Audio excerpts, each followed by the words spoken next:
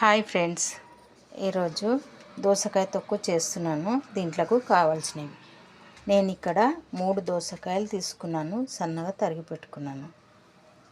10-15 పచ్చిమిరపకాయలు, ఒక వెల్లుల్లిగడ్డ, నానబెట్టుకున్న చింతపండు, మినప్పప్పు, పల్లీలు. ఇవన్నీ ఫ్రై చేసుకోవాలి. 1 స్పూన్ ఆయిల్, ఇందులో మినప్పప్పు, పల్లీలు ఫ్రై చేసుకోవాలి.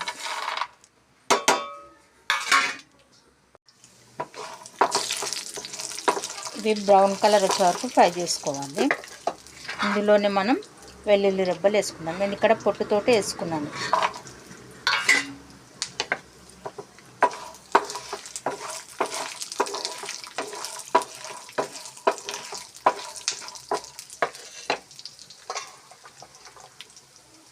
ఇందులోనే పచ్చిమిరపకాయలు కూడా ఫ్రై చేసుకుందాం.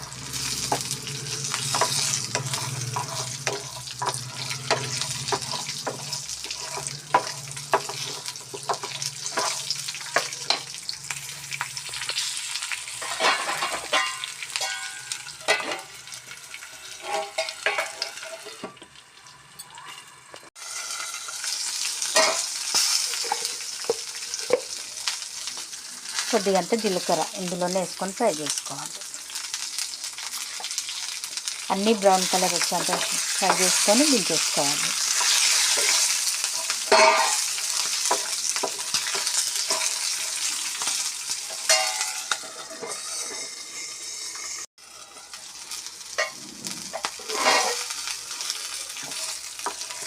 ఇది ఫ్రై అయిపోయి ఇప్పుడు మనం మిక్సీ గిన్నెలోకి వేసుకుందాం. ఇవన్నీ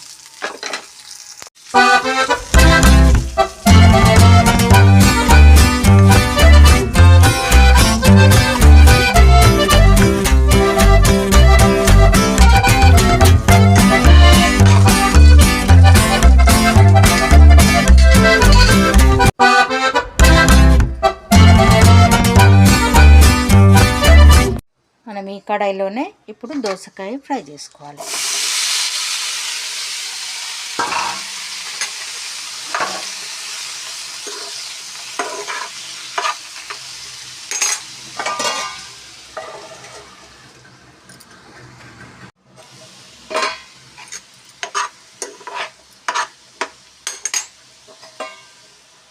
ఈ ఫ్రై అయ్యే లోపల మనం ఇది మిక్స్ పట్టుకుందాము.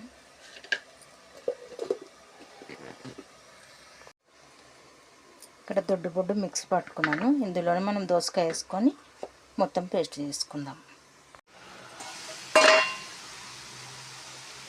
ఇందులో కొద్దిగా పసుపు వేసుకోవాలి.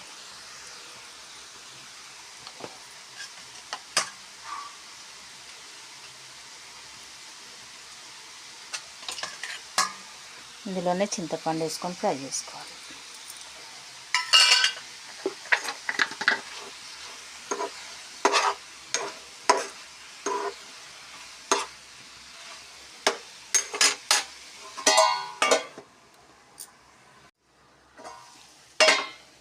ఫ్రై అయిపోయాయి.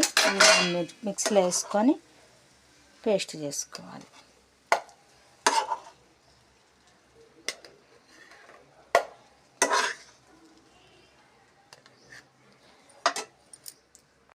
ఇందులో వేసుకొని సాల్ట్ వేసుకోవాలి. ఇక్కడ నేను 1 స్పూన్ సాల్ట్ తీసుకున్నాను.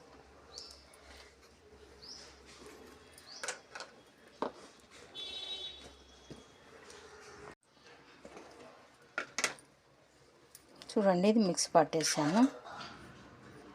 ఇలా చేసుకోవాలి. ఇందులో ముక్కలుగా ఉన్నాయి. ఎక్కువ మెత్తగా చేసుకోకుండా కొంచెం ముక్కలు కనిపించేలా వేసుకోవాలి. చూడండి, చాలా టేస్టీగా ఉంటుంది ఇది పచ్చడి. వేడివేడి అన్నంలో కాస్త నెయ్యి వేసుకొని తింటే బాగుంటుంది. ఇది ఫ్రిడ్జ్లో పెట్టుకుంటే వారం రోజుల వరకు ఉంటుందండి ఈ చట్నీ. ఇది ఫ్రిడ్జ్లో పెడితే వారం రోజుల వరకు బాగుంటుంది. వేడివేడి అన్నంలో ఎప్పుడైనా వేసుకొని తింటే బాగుంటుంది. దోశలో కూడా బాగుంటుంది. ఇది దోసకాయ పచ్చడి.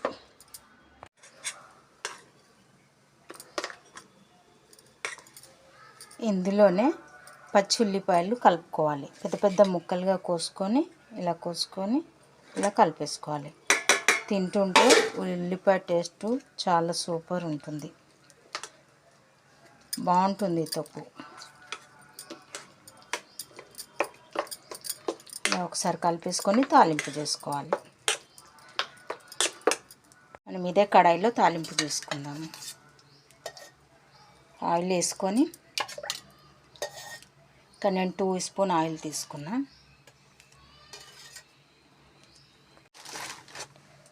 ఆవాలు,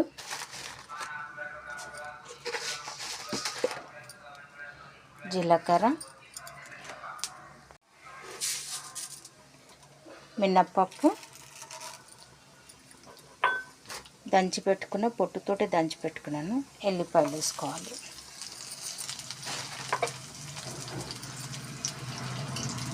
ఎండుమిర్చి 3-4 వేసుకోవాలి. కరివేపాకు,